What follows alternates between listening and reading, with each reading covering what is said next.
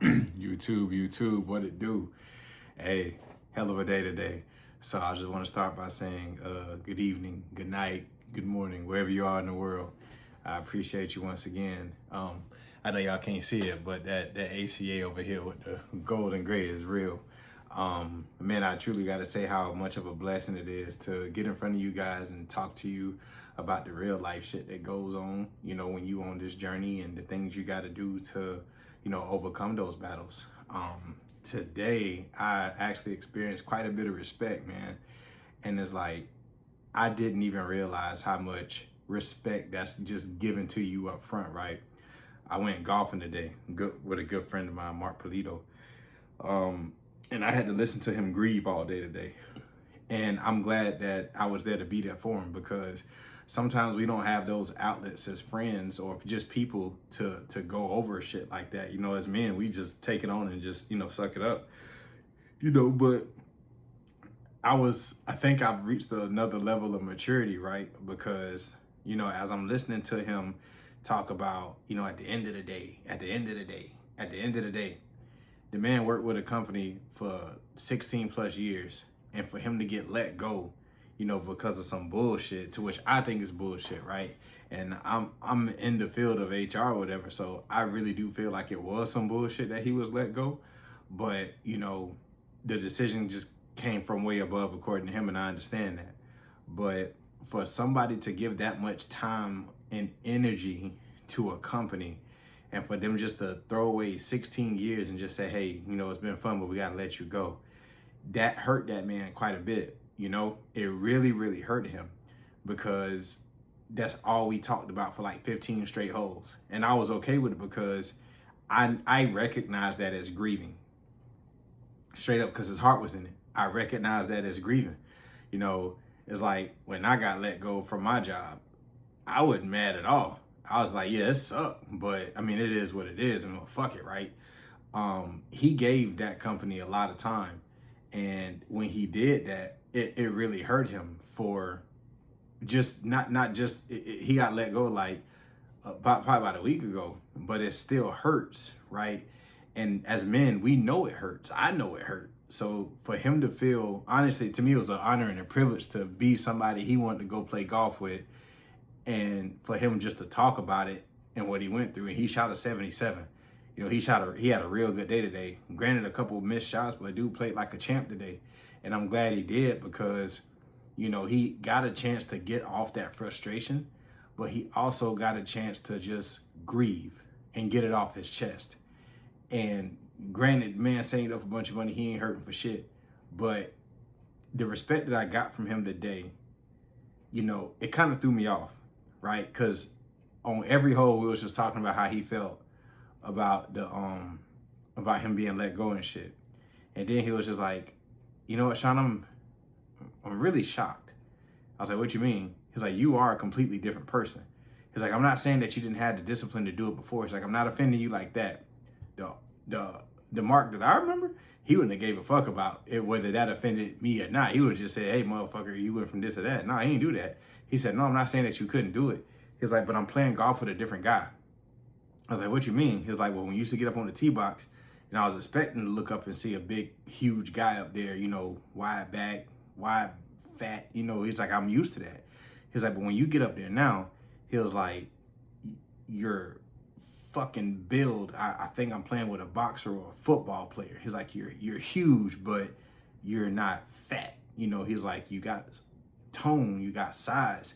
He's like, the way you swing the club is even different now. He's like, you don't have to swing and it looks crazy. Like, you look like you have a normal swing, and it looks amazing. I was like, oh shit. I was like, why'd you say that? I just wanted to give you your respect, man. You earned it. That did something to me mentally, because like, even though this man grieving, he still took a second out of his day to show me respect, because he knows that it's not easy doing what I did. It's not easy on this journey, period, right? And for him to recognize that, I got a lot more respect for him, because he didn't have to say that. But then he was like, dude, even your face. He's like, you look like a completely different person. He's like, you are very attractive, bro. He's like, I'm not saying it because I'm gay. He's like, but you are very, very attractive as a man. He was like, only thing that sucks is your dark skin and your fucking tattoos aren't that visible sometimes. I was like, man, fuck you. Like, these motherfuckers visible. You know, you just got to get a little close sometimes. But that's the relationship that me and him got. Even though he is a white guy, I'm a black man. You know, we understand each other. He knows I'm not your typical millennial. I'm a millennial because I was born in '88. But I had hardworking parents. You know, I had people who showed me, you know, I got a support system who showed me a lot of different things about life. And that's just the way it is, you know? So the respect that you're going to get from people when you own your journey or feel like you completed it is going to make you feel great about yourself. I wasn't expecting to hear that, but it did make me feel better because for one, I was out there playing golf in 102-degree heat and I was only running on 498 calories. But it's cool because I had my chicken, my broccoli, and my potatoes in the car waiting on me. So as soon as I got done and on the way to pick up my son from school or whatever, I went ahead and just while driving, smashed that chicken, that broccoli, and them potatoes on the way to get them. Got home, made my 202 grams worth of turkey. I put that on the skillet, made it like a little burger. I put my what's it called? I put the broccoli and the potatoes in the oven and got all that cooked up. And then I was like, you know what? I got room. You know, let me go ahead and get 2 tablespoons of peanut butter and put that into my my yogurt because I had the room for it. I was low on fats that day because I cut back a lot on the walnuts because they starting to like make my tongue itch a little bit. So, you know, I loaded it up with a little bit of the peanut butter. I still met my macros. And it's crazy because today was a rest day and I still closed all of my rings, you know, from the walking at the gym early this morning to, you know, walking out there on the golf course, swinging the club. Like it felt good. Right. And, just the respect I got from Mark today. And he says it like a lot. Even when I first came back and we played, it was, damn, bro, who the fuck are you? I'm like, it's me, Sean. I'm like, you ain't the Sean I remember. So after a while, like I said in my other video, compliments start to scare you because it's like, you know, it's kind of foreign a little bit, right? You're not used to hearing people say these things.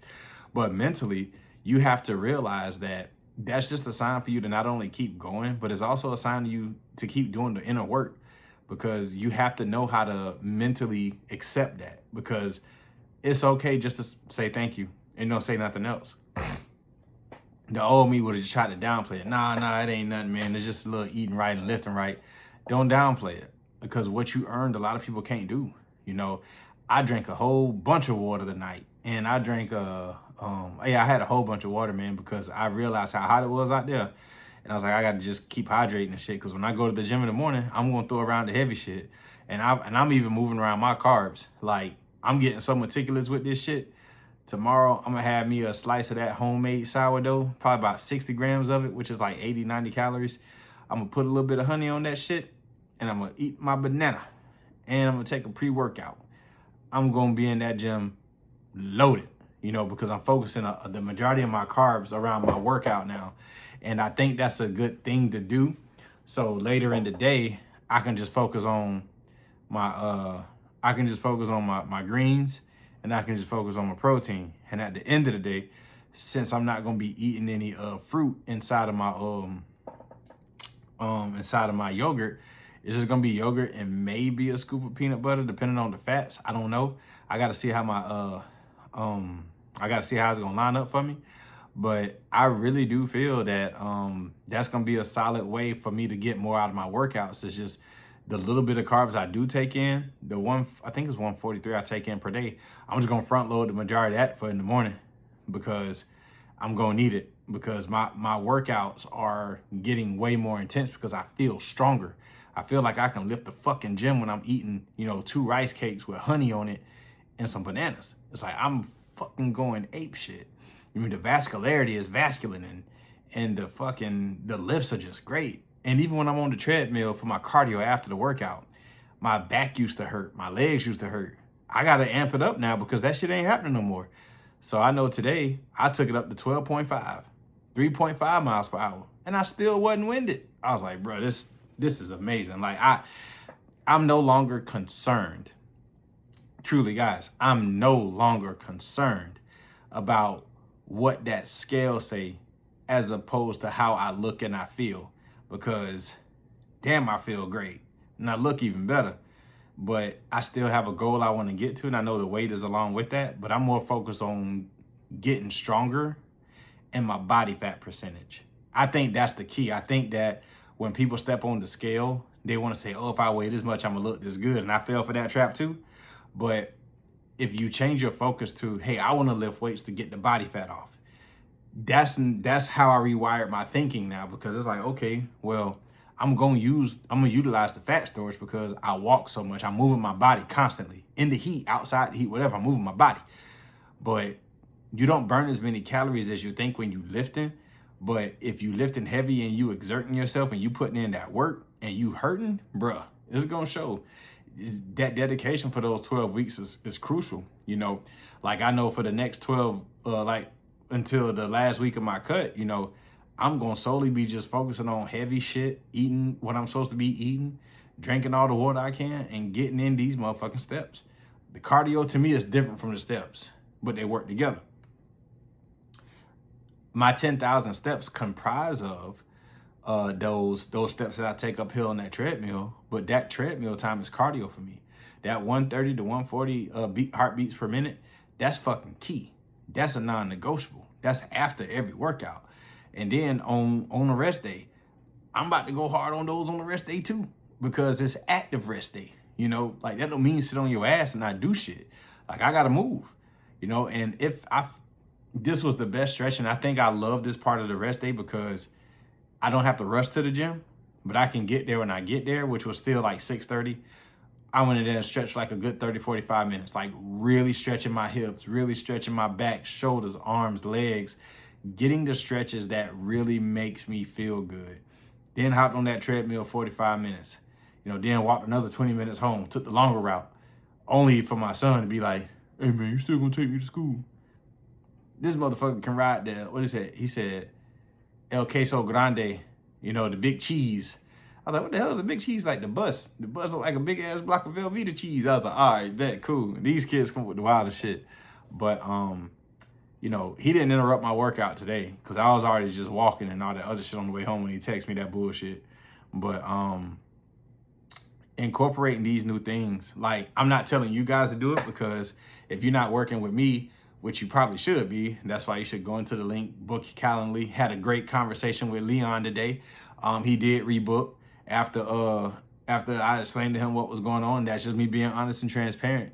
You know, he gave me a new idea for something else I can do around the fitness stuff to help with whatever we got going on. But guys, if you are interested in working with me and you feel like we a good fit, you know, apply to work with me. Check out that link in the Calendly link in the description, because if you're a good fit and you want it, we can make it happen.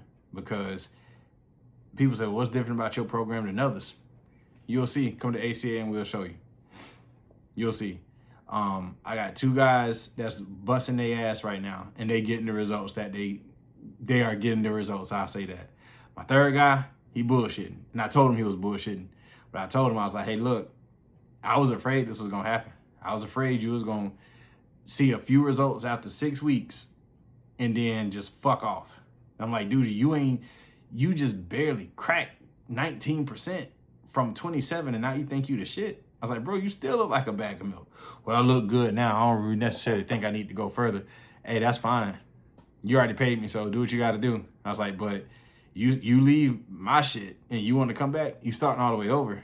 Well, we'll see about it when we get there. I give it 3 weeks. He gonna go back to eating the bullshit because he ain't gonna have nobody to be accountable, help him be accountable, because he already didn't have accountability when he first applied to come with me. But now that I know he ain't got accountability and he's always doing the same shit. Yeah, man, I'm gonna go to the gym later. Did you make it to the gym yesterday? Nah, I had some shit come up. When that started happening for 3 days straight, I already knew I lost him. I already knew that he saw a few results. He saw a few ripples. He saw a little bit of size, or he saw whatever he saw, and he felt like he don't need it no more. He finna fall flat on his fucking face. And out of respect, I ain't gonna say a name, but when he fall flat on his face, honestly, I might not even take him back. I don't, like, dude, it'll be nice, but I don't want you back. I don't. Like, I legit want to work with people who want to read the books, who want to journal, who want to get in the gym and tear their body up, who want to get the sleep they're supposed to get. I want to deal with people who want to get better, right? Because my people working their ass off keeps me working my ass off. It just is what it is. I mean, I love going to the gym in the mornings. I just do. I can't tell y'all enough how much control that makes you feel like you have. It gives you the opportunity in the sense that, hey, nothing can shake me today. If I can wake up and do the hard shit before a lot of these motherfuckers wake up, can't nothing throw me off my pivot. And that's the truth.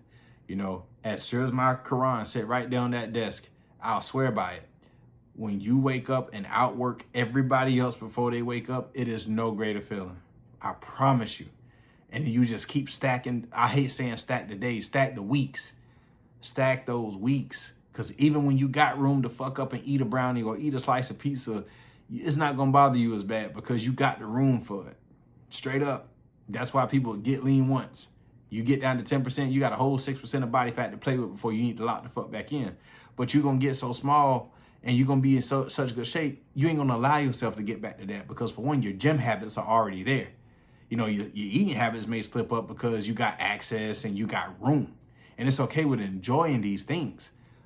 But where we fuck up as humans, we over-enjoy because we don't put a limit on that shit. One of the coaches I used to work with, Alex Reed, he emphasized that, hey, I still live my life and I'm shredded. I still go out on the weekends and have a burger and fries. But what I do is I eat half of it. It's like, I don't eat the whole thing right then and there. I eat half of it. I'll box the rest and I save that shit for another day.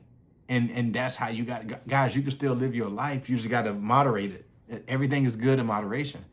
You know, I can go downstairs after the day I had. Wasn't a rough day, but if I wanted to, I made brownies for my kids. I can easily go out there and smash one and still be okay. But honestly, I don't feel like it because I know for sure tomorrow I have a goal, right? I've met my caloric intake for the day. I hit my carbs. I hit my protein. I hit my fats. I hit everything I was supposed to hit. So when I go in there tomorrow and I eat that piece of sourdough and I had that honey and I had that banana on that bread, that's going to give me way more carbs to just go in there and just kill that shit, you know? And I don't even know if I'm going to do the sourdough bread because I don't even think I'm going to get an accurate reading on that. So I might honestly just go ahead, get 2 rice cakes. That's 70 calories because they're 35 calories a piece. I'm going to put 10 grams of honey total, 5 on one, 5 on the other. That's another 45 calories. And then I'm going to take my banana and I'm going to slice them up and put them on each one. And I'm going to eat that motherfucker. So that's going to give me easily close to 400 and some change worth of calories, but I'll have at least 50 to 60 grams of fucking carbs to where I let that sit for about 30, 45 minutes and I can go in there and destroy whatever muscle group I got to work tomorrow, right? I get excited talking about this shit because it's a great fucking feeling. Like, it's a great feeling to walk into the gym in a hoodie and know if I take that motherfucker off, they be like, damn, okay. Dude came a long way, he got it, right? I'm not saying I'm going to be in there looking like Adonis Creed, but, I mean, I still got some water weight on me from all that travel, and travel is a bitch. You retain so much water, like I said, it's ridiculous. But I'm off the creatine for a little while right now. I'm cool with that. But within the next week or two, I'm going to be back to my normal size, and it's going to be like, okay, cool. That's that sexiness. Keep grinding. Back on track.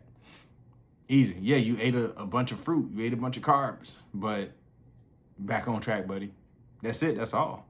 And that's all this is about. That's all this is for. You know, you do what you got to do until you can do what you want to do. And right now, I got to wake up and go to the gym every day.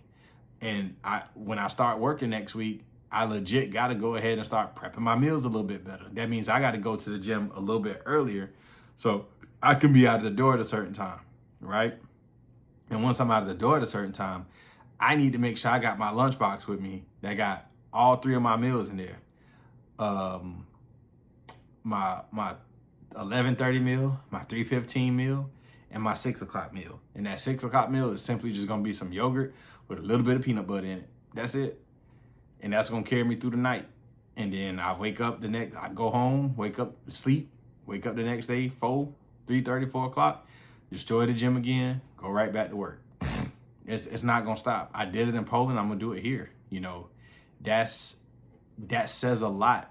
You know, and I'm gonna shout out to all the fathers out there who's working long hours but still find the time to go lift and take care of themselves because you understand that you have to pour into yourself and do something for you before you can do something for somebody else, especially the kids. You absolutely have to. There's no ands, ifs, or buts about it. You know what I mean? So whenever you do these things, you're not just doing it for yourself. It's like I really come to find that I got a lot more patience with my kids. I got a lot more patience with a lot of different scenarios because the journey has taught me you're going to have patience. You got to have delayed gratification because you're not finna drop 30% body fat in a week. You're not finna drop down from 30% to 10% in 3 months because that's just, it's not realistic. You're not consistent enough. You haven't earned it. If you're over 30% body fat, you need to prepare to be in that gym. You need to prepare to be eating right for a year minimum because you have a lot to account for. And I was scrolling back through my pictures. And when I was scrolling back through my pictures, I found a screenshot of that one picture when I was like 315. That Renfo scale said I was 41% body fat. 41. For one, that's embarrassing as fuck. Two, it made me realize not only how far I came, but I'm really not that same person no more. You're not. You won't, nobody, if you the same motherfucker you are at what, 195 that you were at 315, you missed the whole point of the fucking rotation, dog.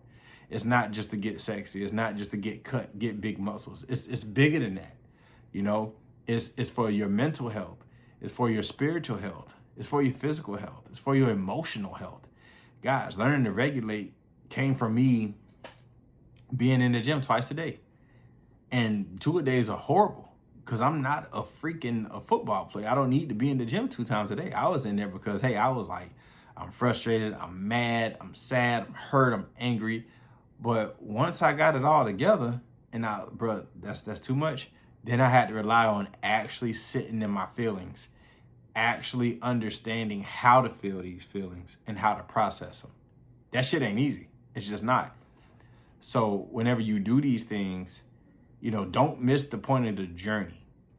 You know, your body is just a receipt of what you put into it and the work that you put it through, right? That's your receipt. My receipt is being able to walk around in medium and large shirts looking big as fuck. And I'm really not. In my eyes, I'm not. But, you know, the two guys that we played with today, that we got paired up with, you know, one of them made a comment when we was on the putting green on, I think it was hole 14 or some shit. And I had, matter of fact, it wasn't hole 14 because they redid the course. It was actually hole 2. And it's like a short par 4. It's like 425 or some shit. And my driver had kind of been on, kind of been off the whole day or whatever. But this one, I got a hold of it and I fucking stepped on it. And when I stepped on it, that thing flew. So we played from the blue tees. Him and his homeboy played from the white. So when I went up there and I smacked that ball, it went over the tree, landed maybe 3 feet from the green. And all I had to do was just lag put it up there. And because that putt was for eagle, lag put it, got within 6 feet, got my first birdie for the day. And it was cool. You know, and then like we were standing up there. He was like, man, I really wish I had the discipline to get to where you are. I was like, what you mean? He's like, man, I'm 61 years old. He's like, look at me. He's like, but I love who I am. I lived a great life. And, you know, I'm having fun in retirement. I was like, man, look, you ain't got to live the rest of your life like this. You're just cutting it shorter, to be honest with you. He's like, what you mean? I was like, sir, you fat as fuck. I was like, it's going to be a matter of time before your health problems kick in. And you older, so you can't recover from it. They're going to give you medicines to take care of this, but that medicine going to fuck this up. Then you got to take another medicine to fuck with that. That's going to fuck something else up. I was like, and all you got to do now is just start eating whole foods and move your body. I thought I had a customer, but, you know, he just decided, hey, he's comfortable in his skin. But he was like, man, I'm just proud of what you did. He's like, you look amazing. I was like, oh, man, I appreciate it.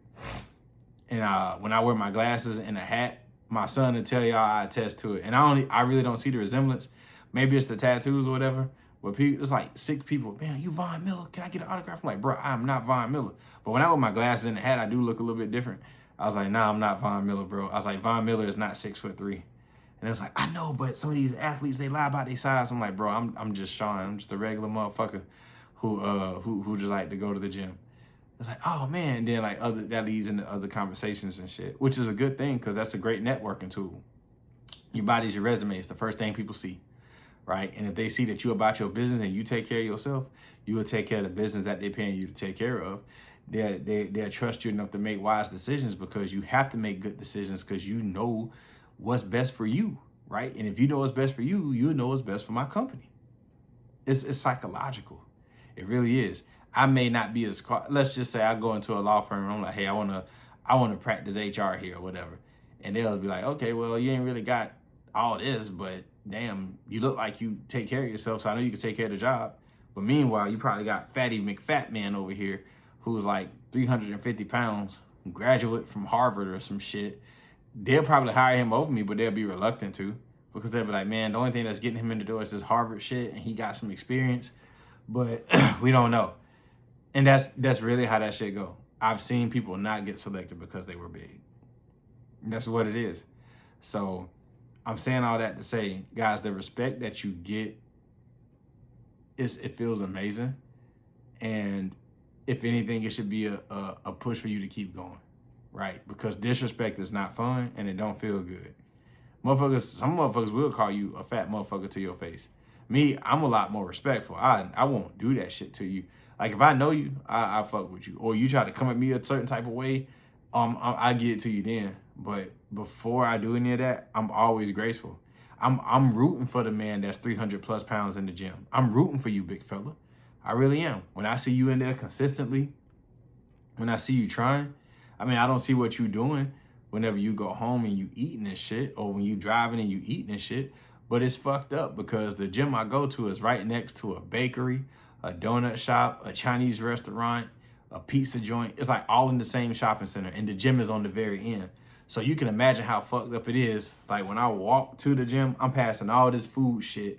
And then when I get down to the gym, I go in there and work my ass off, and I got to pass this shit again. Mentally, I'm past it. So none of that shit bothers me, but I'm feeling bad for the guy that's 300 plus pounds who's made a decision to go in there and better his life. But it's not easy when you got to drive off or leave and you see all the things that led you to that point where you are now. I think it's both sides. I think it's a good and bad thing. It's a bad thing because it's reminding you of, hey, this food is good, but this is how you got here. But it's also a good thing because it tests that temptation. Luther was right. If you can control gluttony, you can control everything, because you have to eat every day, but you have to decide what you're going to eat and how much you're going to eat.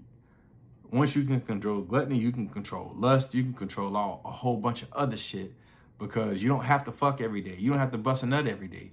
You don't have to gamble every day. You don't have to do all these shit, but you have to eat every day, right?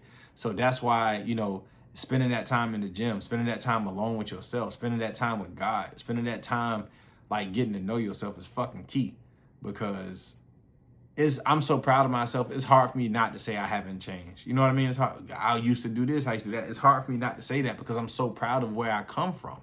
I'm so proud of who I have become because of who I used to be. I'm no longer embarrassed to tell y'all I was a fucking horrible gambler. I was a fucking shitty person. I touched money and I let that money turn me into something I never thought I should have, could have been. But I sit before you today, somebody who took the time to really understand who he was in order to be a better person for the future. And don't get me wrong, I still have like old pieces of me that try to hang on. I still have old pieces of me that's trying to hold on for dear life, but I'm shedding that shit because of the decisions that I'm making. I'm being more communicative. I'm talking more. I'm talking more about my feelings. I'm being more vulnerable. Regardless of the outcome, it's feeling good to get it out. It's feeling good to be like, hey, that hurts. It hurts when you say this. It hurts when you do that. I done told my mama, put it out, mama, that hurt. When you say this or you do that, I've had these conversations with my mother, friends, people closest to me, like, man, it hurts, and sometimes people are still going to associate me with the way I used to be and the way I used to do things. And that's hard because it's not easy, trying to accept the change from somebody who you've known to be a certain way for so long, and I get it. It's not easy to physically look at somebody like, damn, motherfucker, you really not the same person. Like, no, I'm not. And to hear my boy Mark say it, I think it sunk in even more. He's like, you don't even look the same. And to me, I don't see it because I didn't want to see it, you know. But when I look back at those pictures, man, and I see like the hat, the patchy beard and all the other shit, and then I do my research, it's because your estrogen levels was too high. You couldn't effectively grow teeth the way you needed to because your estrogen levels was too high. And now that I done got all, and shit, my fucking testes through the fucking roof. It's ridiculous. And I ain't juicing or doing nothing. I'm just eating whole foods, moving my body, drinking water, and sleeping. That's it. I ain't doing nothing out of the norm. I ain't doing nothing out of the ordinary. And that's a good ass fucking feeling. I can't lie to you. But it's going to be easy for people to still associate you with who you used to be because of the way you used to operate, right? So instead of telling people you change, just continue to live in your way. Just continue to be the best person that you can. And my boy, you know, I told you, my boy Joe Perkins told me, never let anybody else's actions change you becoming the best person you're supposed to become. Because that change ain't for them, it's for you, right? So even though I do get frustrated, even though I do get mad, I can't let that change me from continuing to grow as a person, continuing to grow as a man, father, everything, you know. And I'm so happy that I'm living in that, because there's ill situations today to where I would just jump to conclusions and not even talk about it, not even discuss my feelings and be vulnerable. But I did it. And I was just like, felt good. You know, that meant a lot to me. And, you know, I appreciate you, bro, for listening to me. You know who you are. But that's life. And we're going to get there, and we'll get there together. We're going to get there by just being consistent. We're going to get there by taking the respect, taking the compliments, guys. Don't downplay nothing that you fucking do or did, because everybody can't do what we do. Everybody won't do what we do. And we got to keep doing what we do. And that's striving for excellence, striving to be the best, and not playing them fucking away.